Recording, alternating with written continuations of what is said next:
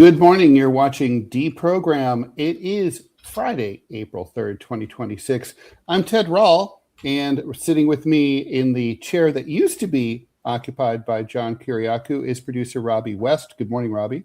Morning. Howdy. Howdy, howdy. So it's been a day since yesterday, early yesterday morning. Co-host John Kiriakou called to tell us that he is no longer able to do this show. He signed on to a talent agency that basically told him that with the stuff that they've got brewing for him, they don't want him to do that. They don't think he'll have the time to do it. He's dropping all of his podcast appearances, including Deep Focus and DeProgram, everything, no more. So he disappears kind of from that world, and he's going on to bigger and better things. And so this show has had to figure out in the last 24 hours what we're going to do. And we've decided to carry on for people who kind of care about the kind of analysis that we do every morning, Monday through Friday, Eastern, 9 o'clock Eastern time, for the the analysis of international and foreign news that you've come to expect from myself and John. We'll continue. We're going to be looking for a co-host for this show. We already have a few people that we're talking to. We're going to be trying them out starting next week. And hopefully we'll settle on that person pretty quickly. We have some names I know that a lot of people who are fans of the show already know, and I think we'll be pleasantly surprised by. Wouldn't you say, Robby? Oh, no, I completely agree. And I think that the dynamic is going to be awesome. And this is something me and Ted talked about before. If you tune into a show because of one particular person, you're there because of that person. You're not necessarily there because of the analysis or the quality of the content that person has or that person brings. You're there because of that person. So the people who are here because they value opinions, sometimes opinions that disagree with each other, and opinions, by the way, that disagree with you, and analysis, this show is still 100% going to be for you. Because analysis cannot exist inside of an echo chamber. No. I mean, that's how you get confirmation bias. That's how you become Mark Levin. So let's not become Mark Levin. Let's all not be Mark Levin. I can promise that will not happen here. No. And so, okay. So anyway, please like, follow, and share the show. We really, at this time, more than ever, really appreciate your support because, as you can probably imagine, I think Robby less than me, but I'm really nervous and still kind of shaken by John's sort of last-second departure from the world of the internet. So, I mean, we literally had a 30-minute notice. Well, maybe an hour. It was about an hour. Yeah, yesterday morning, about an hour before the show, and it was like, I get this call from John, and first of all, we'd had this crazy experience on Monday where I get a call from John, but it wasn't from John. It was from this crazy Iranian monarchist who was spoofing John. So I'm like, wait, is it the crazy Iranian monarchist? But I actually wish it had been the crazy Iranian monarchist because he wouldn't be quitting the show. So speaking of which, crazy Iranian monarchist, I talked to the FBI yesterday, and if I were you, I'd be like leaving the country, but that's just me. Okay, so let me reply to this real quick. So, Thrama, no, this is not going to be the Ted and Robby show. We are actively working on getting ourselves a new host. We have got several people that we've already reached out to that we'll be talking to. We're going to be doing interviews. I mean, this show is a big deal. This isn't a hobby. This is the. Let's be honest. This is a part of our business. John's a cartoonist. I do whatever the hell it is that I'm doing. And so it's important that we get the right person that's going to be in at the right slot. And so we need to have someone that's smart, someone who's able to talk geopolitics, is able to talk domestic politics, who's able to mix it up, and who's not an ideologue. We want someone who's able to think and not just repeat something that he reads or sees on his favorite TV network or hers. John's leaving big shoes to fill for sure, and I think we're gonna get there. So if you guys bear with us, I think it's going to take about a week or so for us to settle in to the new normal. And so if you stick with us, I promise it'll be worth it. I hope. And I really, seriously, I'm very, very grateful for all of you guys, and always have been. Okay, so with that said, and we will, continue to update people on this situation throughout the show for people who are just joining. But we're here Monday through Friday, 9 a.m. Live. We'll continue to do that next week, inshallah. Okay, so major breaking news right before we went on the air. Iran is reporting that at least one U.S. Air Force pilot ejected out of a F-15 over Iran. So presumably that person will hopefully have survived, but unfortunately is likely to become a prisoner of war of the Iranians. Robby, you mentioned that the Iranians made a similar claim last week, but the U.S. military hasn't had anything to say about that. The latest jobs report came out.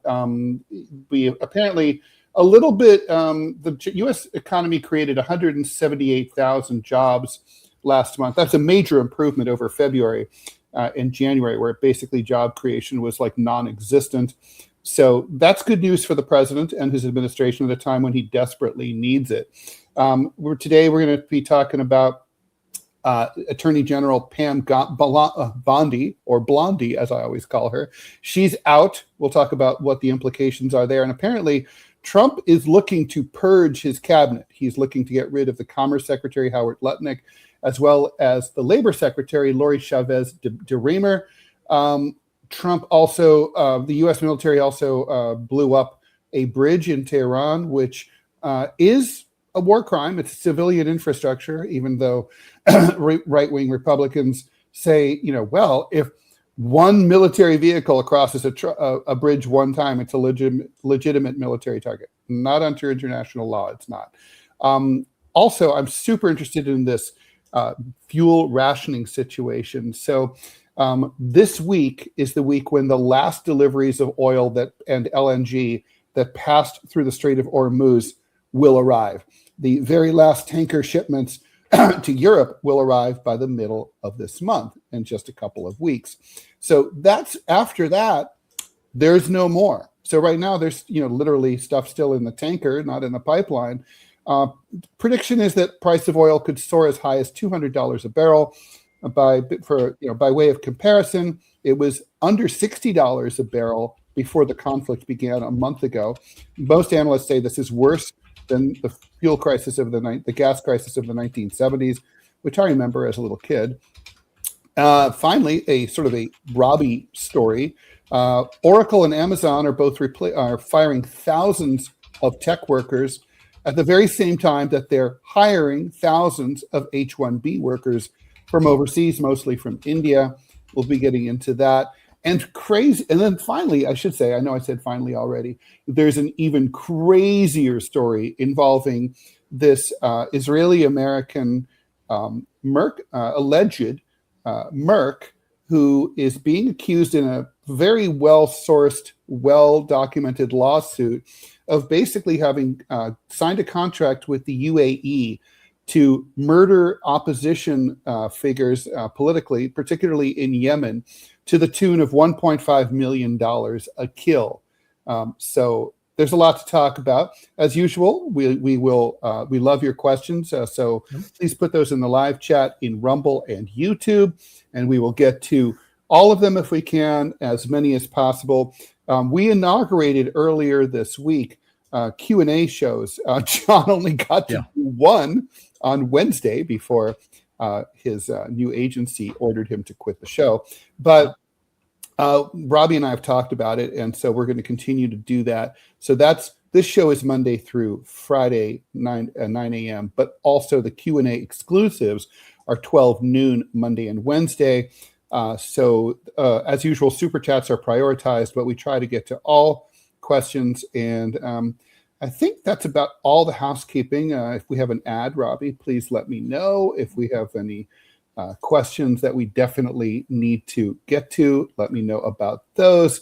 So we do a few super chats and then get to... let's go do some super chats now. Now we'll cue up the ad. Okay, you do that. All right. Jackson McGrath, thanks for the $2 Australian. Can I be a possible host as the future Prime Minister of Australia? If you become Prime Minister of Australia, we will definitely have you as a co-host, at least from time to time. Zoe La Rosa, thanks for the $2. I tune in for Ted, for sure. Have a great weekend. Thank you so much. Really appreciate that. And, we're not going to be slagging John here just because he quit. I mean, we really appreciate and miss him here. No, he's our friend. He is our friend. And we told him that too, like off the air, like, hey, we're call anytime, like we're in touch, we're still there for you. Yeah. And he will come on as a guest from time to time too. So I mean, that's true. I mean, this is not a divorce. Yeah, it's more like, you know what it is, Robby? It's more like he got it's a separation, but he kind of found a hotter chick. Let's be serious. Well, it's like I said yesterday. No, John asked us to cut the last 10 minutes of the show out. That's why it's missing. And what I said there at the end was that he outgrew us, which is true. Mm-hmm. And that adds up now. Thanks, Robby. Okay. You have to cut and paste it into the chat so that I can. I did. It's okay, sorry, I'm looking at the wrong one. Okay. And this is, by the way, why this is really a 3-person. Well, it's really a 4-person operation. There's Robby, there's Trent, and there's me. And we do need a co-host because it's hard to keep everything running at the same time without it. Anyway, here we go. They can freeze your accounts, shut off your cards, lock you out of your own money overnight. Banks don't protect you. They control you. That's why real financial freedom starts with ownership. Introducing Rumble Wallet, a non-custodial wallet built for people who refuse to give up control. With Rumble Wallet, you don't just buy digital currency like Bitcoin and Tether. You can own Tether Gold, real gold on the blockchain. Through Tether Gold, you get direct ownership of physical gold bars, each one fully allocated, verifiable by serial number, purity, and weight. This isn't paper gold. This isn't an IOU. This is real gold without bank vaults, storage fees, or gatekeepers. You can buy, sell, or move it 24 hours a day, 7 days a week, even when the traditional gold markets are closed. With Rumble Wallet, and there we go. And if you want, Tether Gold can be redeemed for physical gold. That's power. And when you support creators on Rumble, you can tip them directly using Rumble Wallet, peer-to-peer and outside the banking system. No permissions, no middleman, no cancel button. This wallet is yours forever. Okay, so with that, Robby, let's get into the Pam Bondi story. So Donald Trump appears to be sort of relying on a playbook that we've seen in former presidencies. His first term had a lot of churn. Second term, he seemed determined to keep people on, even if they annoyed the public or if they annoyed him, because it seemed like he felt like it made him look weak and stupid to be firing people whom he hired. He always says, this person is fantastic. And then when you fire someone that you tell the whole world was fantastic, that reflects poorly upon you. But Trump's administration, I think it's fair to say, is in trouble. His approval rating is now at a record low for him, 35%.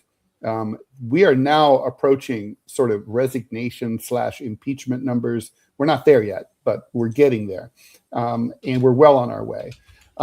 And so the reporting is that this was largely over the fact that she failed to prosecute enough of these former prosecutors that went after Trump, and also that she mishandled the Epstein files. I think there's no doubt about that.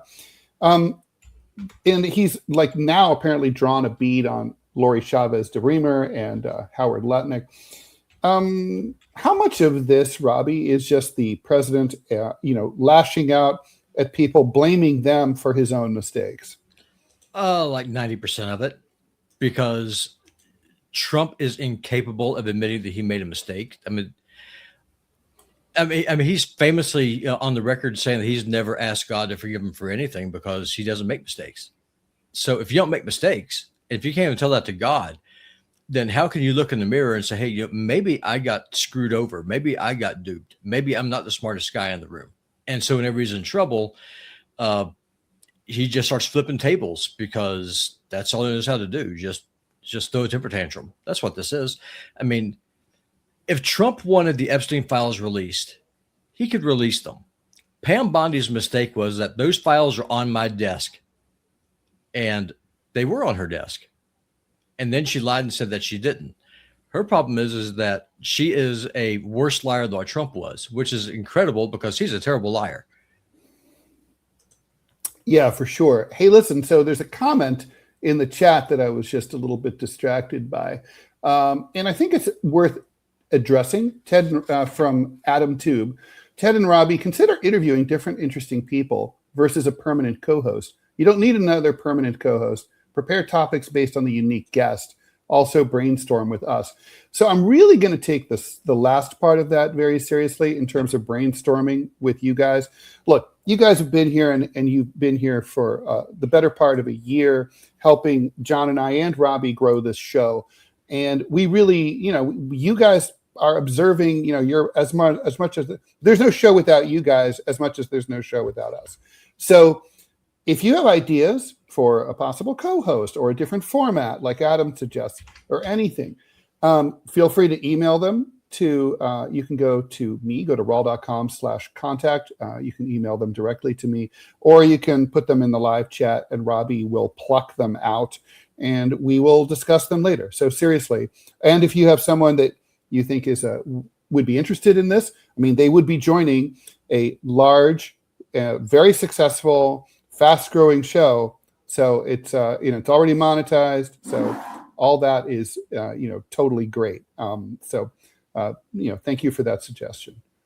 Yeah, no, seriously, thank you. And I mean, seriously, y'all all know my email address. It's westglaciergaming@gmail.com. I mean, one of the reasons why this show is so big is because all four people who are engaged with this show are accessible. Mm-hmm. That's not changing. No, I'm still accessible. Ted's still accessible. If and when we get a new co-host, which I think probably will be the direction we go, because it is just easier, frankly, to do formatically. It's better. It's easier to have a co-host because, let's say someone's out. It's easier and one person has to hold down the fort by themselves. They can. Also, it's just sort of easier to have someone to bounce ideas off of and get that rapport and that repartee. No, for sure. And I think another thing we should probably do, right now, the entire show is open. Maybe do another call-in show like what we did a month and a half ago. That would be fun. We seriously we are totally game for reinventing this. The thing is, crisis is another word for opportunity, as they say. So this is an opportunity for a reset for anything that we can improve. So seriously, eyes open. All right. So why is the labor secretary in Trump's crosshairs? Is this because of the bleak jobs picture? Well, yeah. It's always about the economy. And Trump can look in the camera and he can tell the American people, no, don't believe your lying eyes. You're perfectly fine. You're not feeling any pain from this. You're not hurting. It's all in your head. But he also knows how to read polls. And so if you're getting bad news, and if you think that you are a God emperor who is infallible, who can make no mistakes, then that's clearly someone else's fault. Just because you blew up the global oil market doesn't mean it's your fault. It's the fault of your labor secretary because it massages the numbers enough. Yeah, even though the labor secretary is traditionally like one of the lowest, profile members of the cabinet. That's where Robert Reich was the labor secretary under Bill Clinton. Short little dude. He wrote really a great book called Locked in the Cabinet. And it's a great little book because it really sort of shows what it's like to try to improve things from within the system. Not easy. So there was this phenomenon with Bill Clinton, and I think, it's reportedly the same thing with Donald Trump. And Robert Reich said that he soon figured out that the last person to have Bill Clinton's ear before he actually had to decide and pull the trigger on some kind of policy decision was usually the person who got their way. So people kind of juggled to be the last person in the room right before the deadline and trying to figure out when the deadline was from the chief of staff. And, bottom line was Robert Reich was the token progressive in that cabinet. And he never really got his way in large part because he was often in early, and he just remembered the absurdity of it is great. But basically, also it's a reminder that labor is not a very important cabinet position. Robby, you mentioned the oil crisis. We should just skip to that, right? So Sri Lanka and Myanmar have already imposed fuel rationing. The Philippines has now reduced their work week from 5 days a week to 4 days a week due to lack of energy. Bangladesh is closing its universities off and on, and may close them permanently because they're not able to keep the lights on. Next door in India, families and restaurants have been reduced to all over the country to cooking over wood fires, like it's the 1900s again. Airlines are canceling flights. And like I mentioned, the Strait of Hormuz tankers that go to Asia are arriving in places, and the last ones will arrive in Europe by mid-month, around tax time, April 15th. So this is, I think, very clearly the president and his advisors are focused on this. They're going to see energy prices we're going to see shortages. In the UK, there's already a lot of gas stations that have been pumped completely dry by people who are hoarding gas. Robby, when I go to the gas station, it's more full than ever. And I know myself, my own mentality is if I drive by the gas station and I'm only a third empty, I stop because I know the price is going to go up. And I'm like, I'm going to fill that third rather than wait, till next week or a few days. That's, you and I have talked about inflation in the past, right? That's the logic of inflation. That's why inflation encourages spending, because you know that the same product is going to cost more later. And that's why, capitalist economists like inflation as long as it's not stagflation, as long as it's controlled, as long as it's not hyperinflation like they have in places like Turkey or like they had in Argentina before Milei. So, I think that for the Trump administration, they're terrified of what's coming down the pike in 3, 4, 5 weeks. And I think the Iranians are looking at it like all we really have to do is hang tight for, say, 5, 6, 7 weeks, and the Americans are going to come crawling. Well, we don't have a choice. I mean, that's at the end of the day, Iran has us by the throat.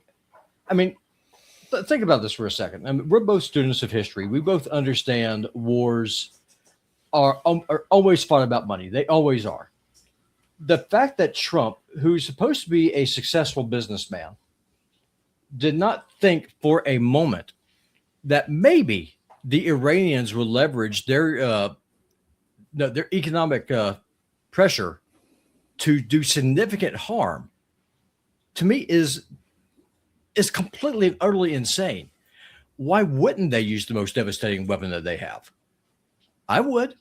I mean, if you're in a fight to the death against someone who absolutely hates you and wants to see you destroyed, and they've been trying to destroy you for 40 freaking years or longer. Well, I guess it's closer now to 50. What now? 1979 is what? 47 years. Yeah.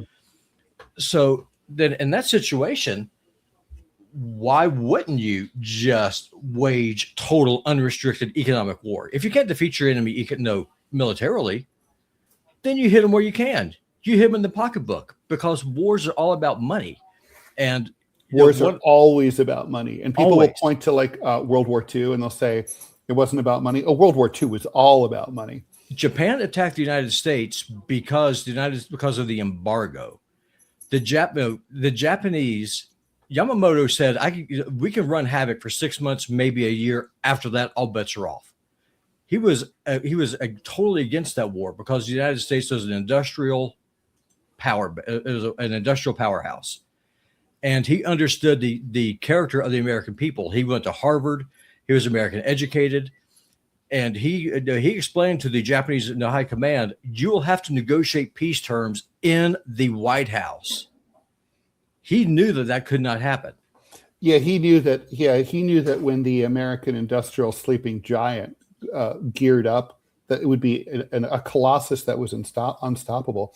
But Hitler didn't know that, right? Like, he had never been to the United States, and Germans around him who had been, told him like, dude, yeah, they're a sleeping giant. But when the Americans focus on something, you just don't understand that industrial production.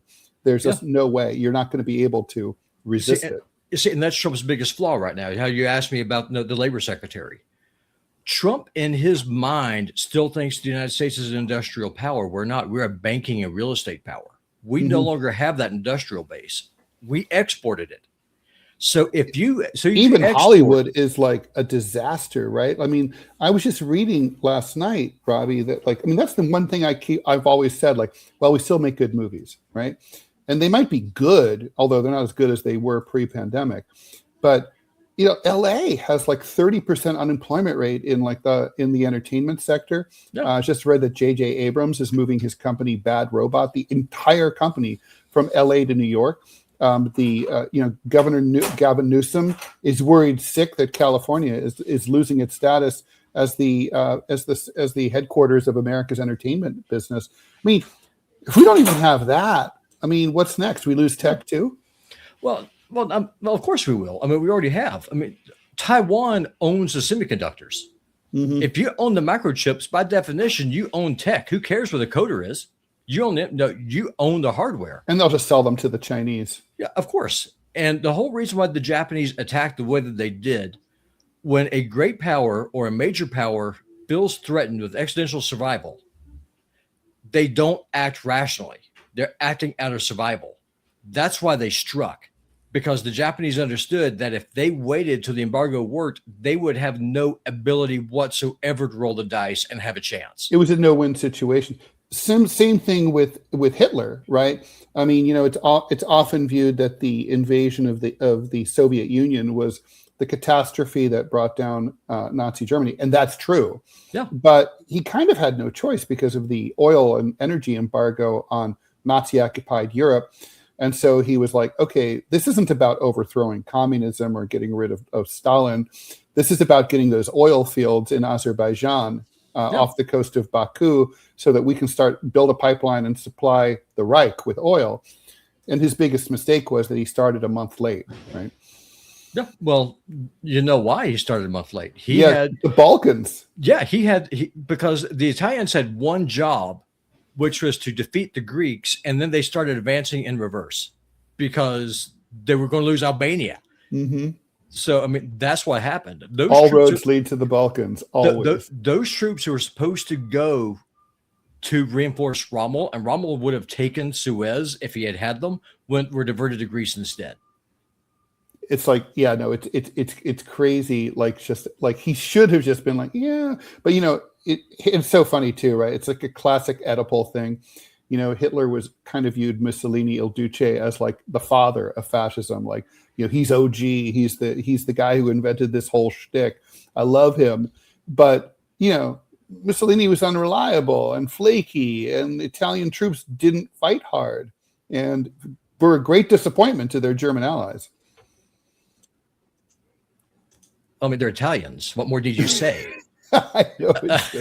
I know. I love Italy. I love Italians, but yeah, they're not the most organized people. Well, I mean, no. If the ancient Romans could look forward in time and see what their descendants were, they would have said, "We made a mistake." Well, I mean, ethnically, they're not exactly the same people, are they? Right? I mean, those. Well, no.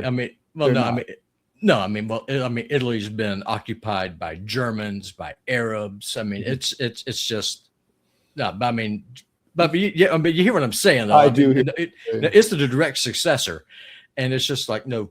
I kind of get into it with people sometimes. A lot of people say, "Well, Latin is a dead language." I disagree. Latin is modern, or Italian is modern day Latin. The reason why Latin is considered dead is because it's split up in 5 different branches. Yeah, however, it evolved or devolved depending on how you look at it. Yeah, I mean, you could say that English is a dead language because the language you speak now is not the language of the Saxons. Sure. I took 4 years of Latin, and I have found it extraordinarily useful. I would recommend it to anyone. Oh yeah, no, for sure. And we've got some chats rolling in. We're still getting some love, Ted. All right, that's good. Thank you, guys. Seriously, thank you. Mustafa, thanks for the $1.99. Much appreciated. yeah, this is a monkey mind matters. Take your time, find a co-host where there's chemistry. Totally. Oh, here's one for you. I don't remember Trafficant. This is from Elliot Covert. Do you guys remember Congressman Trafficant from Ohio? Seems like he was a forerunner to Trump in some ways, at least Trump's rhetoric and style. It was over on Rumble. And then Manchild over on Rumble. Thank you for the donation. Hegseth is gutting military leadership in the middle of a war, and Trump is dismantling his cabinet. We have an inept Congress that can't do anything. How fucked are we? Very. I think we're very fucked. I mean, look, there certainly have been historically cabinet shakeups come with the territory. Whenever the polls are bad, whenever the American people are grumbling, and whenever there's a midterm or a presidential election in the works, you can count on a cabinet shakeup, right? So that's sort of a way for a president to signal, even without saying so, like, I hear you, I know you're unhappy, I'm going to switch up my people. I don't think that what Hegseth is doing is part of that, right? I mean, this is more about like vengeance for the perception that not the entire military hierarchy has fallen in line with his whole Department of War shtick. And hyper masculine, like, let's just bomb the shit out of everyone and declare it victory. That's different. How fucked we are, I think, is a third issue entirely. I think we're really fucked, Robby, because not only do we have a president who is incapable and unwilling of addressing the basic concerns of the American people, but on top of that, there's no opposition party that's in a position to make a credible case against him. And so that even when they win, we're still going to be in the same exact situation. Make no mistake, I'm still convinced that if there's a midterm election, the Democrats are going to win. No question. They'll win the House. They may even win the Senate. But, we'll end up with gridlock because obviously we'll have split power between the presidency and between the White House and the Congress. But we're also going to have a situation where, let's just say for some reason, Democrats are completely in charge. They also don't care about the problems of the American people, and I'm not even sure they can identify them. That's why we're well and truly fucked.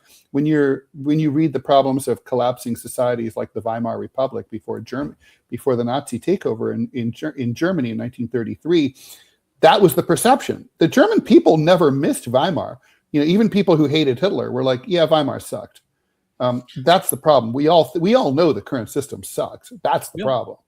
Yeah, the problem is that what do you get in replacement of it? And big shout out to Scott over there on Rumble, but the $50 donation that came here for John, but I've stayed for Ted. Looking forward to the future, guys. Thanks, Ted and Robby. Love John and hoping for his success. Thank you very much. Thank you so much. Really, that's incredibly. I mean, don't make me cry, you guys. That's not nice. No. And can I say something real quick? Because there's a lot of people in the chat talking about John left for money and all this other stuff. Listen, at the end of the day, that is correct. But I mean, let's put this into some perspective, okay? John is my friend. John is Ted's friend. John went to prison and had his life destroyed by the government that he exposed was breaking the law. Financially, the man was completely ruined. Yeah. I understand why he did it. Does the situation suck? Yeah, it does. I mean, the show is taking off. It was growing. And listen, I'm not going to lie. I mean, y'all see it in the comments. Oh, there's no John here, then I'm not going to be here. Fine. Peace out. Don't let the door hit you. Yeah. I mean, seriously, go away. But I mean, there's a lot of people who are like that. And it is going to be a hit. It is going to be a hit to the show. That being said, the John leaving with a very short notice was not a decision that he made. He didn't have a choice. And so put yourself in his position before you go put this man on a cross. He has been wrecked financially. His health has been wrecked. He has been fighting the last 16 years trying to put something of a life back together. I do not begrudge him at all. And if anyone should be pissed off, it's me and Ted, because this is our livelihood. It is. So I understand where you're coming from, but don't think that John is being a dick, or that he is being a traitor, or that he's screwing us over. He's not. He's doing what's best for him and his kids. And I, for one, am not mad at him. Okay. And with that, okay, so Zoila Rosa, thanks for the $5 donation. Ted, reach out to Jarmal Thomas to co-host. Is he okay? I'll start with the second question last, which I often like to do. He is okay. I reached out to him yesterday and I talked to him. And I don't want, without giving too much away, we had an extremely productive conversation. So hopefully I will have more to report on that very, very soon, maybe as soon as Monday. Thank you for that. Mustafa, oh yeah, I already mentioned you. Kurt Metzger, FUSO says, Kurt Metzger has a different co-host every show. He brings a co-host from another show he's interested in. Bring on a different host from the plethora of shows online you like. That's an idea. I mean, of course, the thing is, God, that must be so much work, though, Robby, right? Like, yeah. Mechanically, you have to, each time you bring in a new co-host, you're setting up, you have to, like, you know, tell them all the infrastructure, explain the format. It's kind of a cool idea, but it's a lot of work. Yeah, no, it is. I mean, if you have a rotating schedule or something, you can make it work. I just don't know, because here's the whole thing. It's easy to get people who are able to talk, who are able to go in and talk talking points. It's really hard to get someone who's able to come in and have able actually to analyze a topic. Right. That's the hard part. Talking is easy if you're doing off of a script, which people do all the time in this format. Yeah. I mean, the thing is, I also think this is super important. Context of understanding who you're talking about really matters, right? So, you know, like if like, okay, so for example, I'm an editorial cartoonist, and so I've had clients, you know, that ran my cartoon in the same space every single day. Others who just ran me once in a blue moon. And what I've noticed is that when there's controversies about my cartoons, they're usually in papers that only run me once in a blue moon, because the readers don't really know who Ted Rall is. So if you just think about like your buddy who says something sarcastic or droll or dry, like you can understand it in the context because you know them really well. But let's just say it's some guy, some random person that you just hear, you might think they were being serious, right? Like, for example, right. If we say that's gay, that might come off as like a homophobic comment from someone else. But if you know the person's actually in favor of gay rights and they're just saying it in this sort of dry high school sarcastic way, it's the context is totally different. And I think when you're looking at in a podcast at a political analyst, I mean, you know, like when Tucker Carlson says things are a certain, you know, says something, I have this in context of like, I have a pretty good sense of the whole arc of his political development. And that contextualizes what he has to say. You don't get that if you have a repeated guest co-hosts. No, and I really just want to have rapport. Like, for example, I'm some schmuck in Montana. I've never my shadow has never graced the door of a college. You know, when Trump talks about how he loved the uneducated people, he's talking about me. Okay, let's just be honest here. That said, it was really fun mixing it up with John about the war, Northern aggression. I'm right, he's wrong, and that would have been a great show to have. Maybe we still can. I don't know. Still can. Yeah, it'd be fun as hell. But that's what we're looking for. I hope John's new management team allows him some freedom to talk, because I mean it's weird to see this internet phenom disappear from the internet. Oh yeah, well, you know, and speaking about that, I'm still doing all of John's social media stuff. So I'm still doing his official Rumble channel. I'm doing his TikTok now. So I'm still doing all of this stuff. And so I'm still able to kind of cross-pollinate and stuff and be able to push things through. I just don't know what kind of freedom of access he's going to have now that he's in the CAA orbit. I don't know. But what I can tell you is that for whatever it's worth, I'm available to y'all. And Ted, who is an actual professional, is available to y'all. And whatever co-host it is that we bring in, one of the requirements for that person is that he has to be available to you. 100%.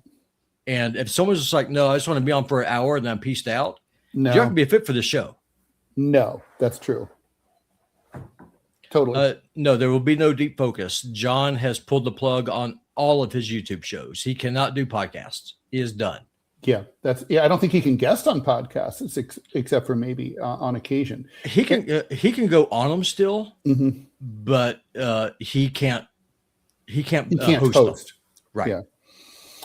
Yeah. Arian Gordy, thanks for the $9.99. I think that the dynamic between Ted and Robby makes sense for the show and would work great as the main hosts. Love the contrasting perspectives on some topics. It makes for a great show for both sides.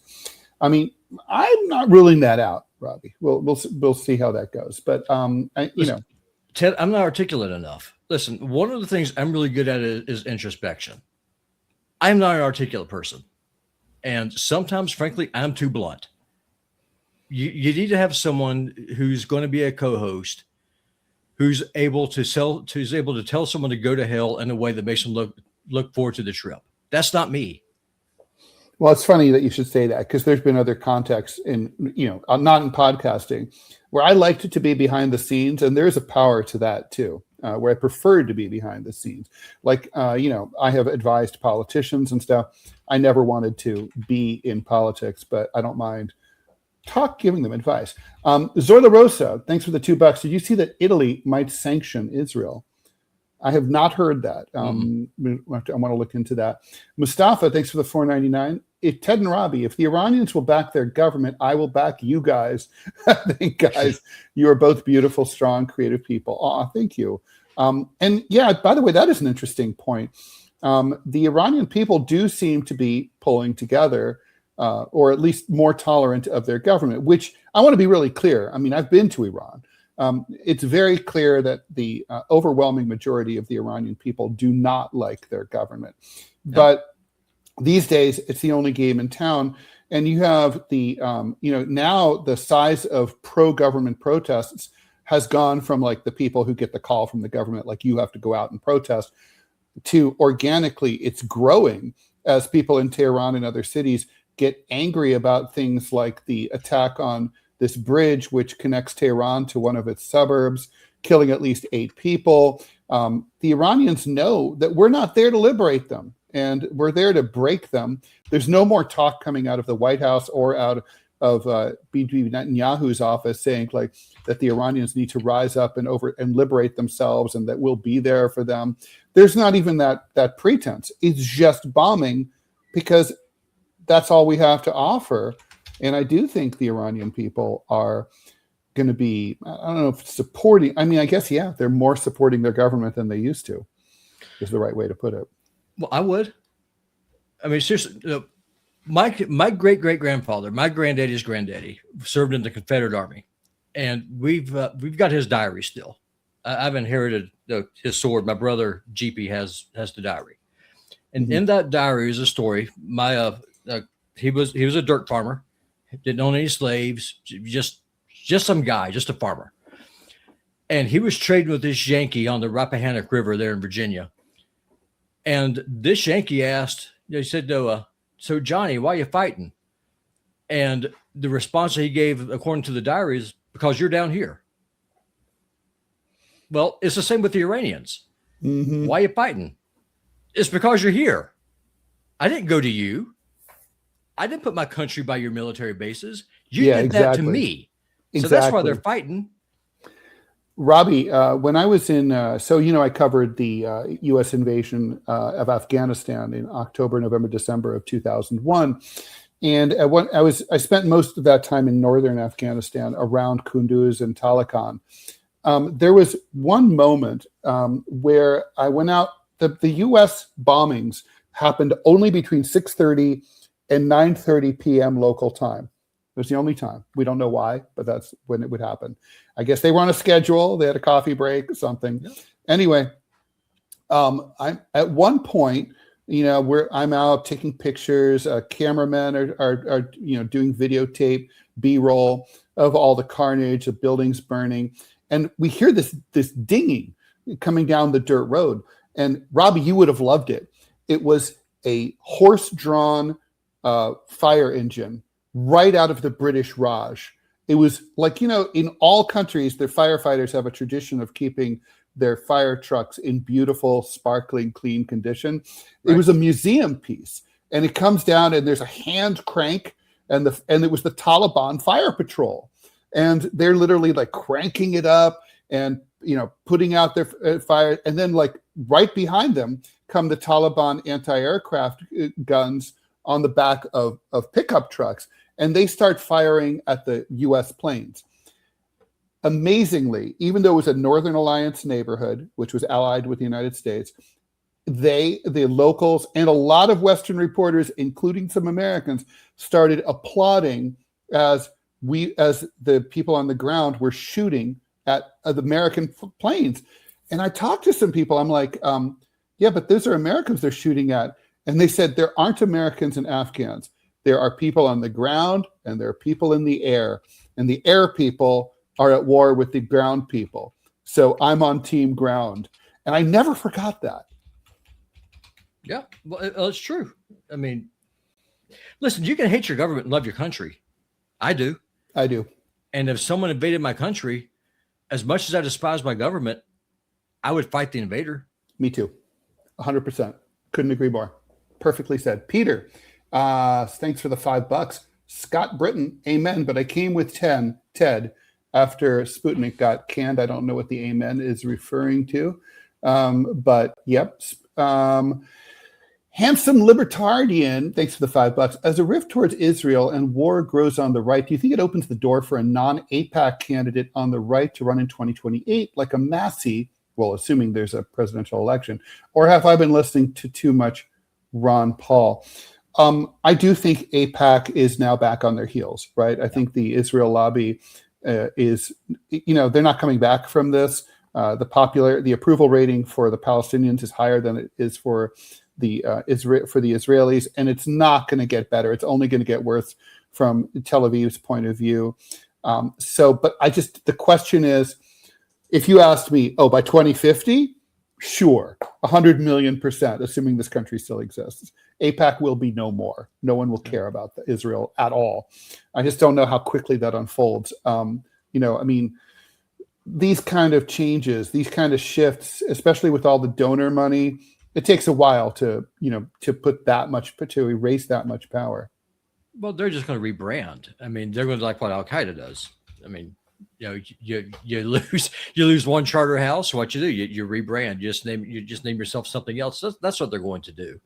As far as can a insurgent win, I think if Tucker Carlson wins or runs, he'd win, because I think that he would pull. Well, could he get the nomination first? It's a two-part question, right? Well, yeah, the same way that Trump did. I think he could maybe get the nomination. I don't think he can win in a general election. And the reason is because he's been branded over the years in the minds of so many liberals, so many Democrats as like, he's the bow tie guy who used to be on Fox, the right winger. And that's going to keep being, that narrative will continue to be promoted. But here's the biggest difference. Tucker Carlson does something that I can't think of one other public official that ever does. He shows contrition. He will look you in the eye and say, I was wrong. So maybe what he'd have to do is start out with an apology tour, kind of like how when Hillary Clinton ran for Senate in New York, and she was not doing well against Rick Lazio, who was the Republican congressman from Long Island, and she had to go do a listening tour of New York to show that she was humble.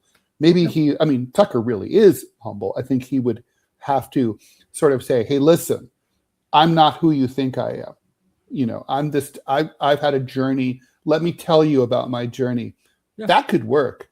Well, it's that, and also, Winston Churchill's not one of my favorite people, but he did have a great one-liner, is that you can know the quality of a person by their enemies. Oh yeah, Tucker has the right enemies. No, I concur with that. Manchild, thanks for the $1. Ted, I binged your life story interviews on YouTube last night to learn more about you. I recommend everyone do the same. You've had quite a journey, and I respect your values. Thank you very much. Appreciate that. Djik, thanks for the $1.99. Any foreigners, thoughts on foreigners calling whites the devil? Yeah, it's the only kind of racism that's still acceptable in this country. Well, I mean, yeah, but can you blame them? I mean, it's like white people, have been responsible for an inordinate amount of mayhem in, darker skinned majority places around the world. I have a question for you, Ted. Which ethnic group was more brutal longer, the Arabs or the Europeans? Which one had the more brutal slave trade? Which one castrated black men and before they sent them into the Middle East? Which one embraced slavery for over 1,000 years? Which one actually forced the Europeans to start building these things called castles because of all the raids that were going in? Listen, white people, Europeans, we get a bad rep, like 300 years of history. But people then forget. What a 300 years they were. Yeah, they were. But also, though, one thing I want to point out here, and this is not defensive racism. So seriously, if you're going to accuse me of being a racist, please just shove that up your ass. I'm not a racist, and I don't support slavery. However, I am a fact-based person. The British Empire ended slavery. The last Arab country that outlawed slavery did it in the 1970s. So let's kind of put slavery's back in Libya. Oh, of course it is. That's the point that I'm making. Anti-white racism is the only acceptable form of racism that is allowed. If you go to Canada, my northern neighbors and yours too, there in New York, they have programs where the government says, "Oh, if you're depressed, you can commit suicide and sell your organs." That targets the white domestic population, not the foreigners, not the immigrants. We are telling white people, "Hey, you need to commit yourself." Are you telling me that like if a Inuit, from Nunavut says, "I'm depressed, I want to kill myself" in Canada, they won't let them? No, they'll let them, but look at the ads. Look at the marketing. Look at the Mercy Project. Well, Canada's a white majority country. Is it still with all the immigration? I don't think so. I don't know. I have to check into that. But I mean, last time I was in Canada, it sure looked that way. But for the topic of this conversation, is it okay to call white people the devil? No, that's racism. Just like it would be wrong for me to call Asians the devil, or be wrong for me to call someone else some kind of a slur. Listen, God created all of us in the way that we are. We have immutable characteristics we cannot change. I cannot change the country I was born in. I cannot change the skin that I'm in, and I cannot change the kind of plumbing that I've got between my legs. You might be able to change that. You might be able to change that last one. To change any of those three things, or to hate someone because of any of those things makes you a bigot. Speaking of which, I just want to be clear here. In terms of having had a day yesterday, not only did John quit on us an hour before the show, I had to have a prostate exam yesterday, so it was a real day. So you got your luck changed. I had everything up my ass yesterday. Awesome. Hey, at least, I would have done it for free. I'll tickle your prostate for you. No. Hey, we're not that intimate. Para Illegal, thanks for the $100. Amazing. Thank you so much. Can I get an opinion on the SSA and their programs now, or just a shout out again? The Social Security Act, I assume, is what the SSA is. I think, right? I mean, look, Social Security Administration. If that's not what it is, please chime in again. Look, I think Social Security. I'm 62. I'm very pro Social Security. I hope it lasts long enough for me to start collecting when I turn 67. That's seriously. I think retirement insurance is a very important part of a social safety net in any country. And, ours isn't the best. In other countries, they'll have like home attendants come and stay at your house and take care of you. That's what happened to my French grandparents. It was beautiful. But, let me know if I got that wrong. Raidman777, thank you so much for the $1.99. Ted, I'm going to give you this money instead of John. Thank you. Rust Belt, thanks for the $1.99. So you're telling me I'm stuck with Ted. Yeah, and Robby for now. Good morning, Ted and Robby, from Susan Lindsay. Thank you for continuing on. I still look forward to the show in the morning. A calm way to keep up with the news, like I'm sitting with you at the breakfast table. That's funny. I don't think of. Do we have a calm mean, Robby? I don't know about that.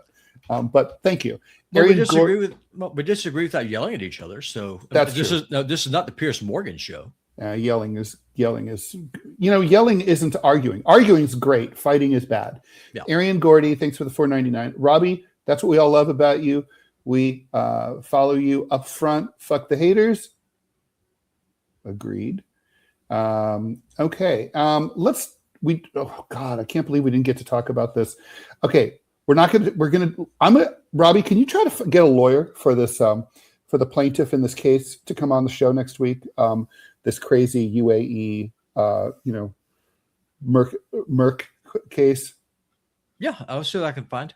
All right, if they don't do it, whatever. But if you please reach out. Okay, so before we close out the show, and thank you, we're really gratified for your support.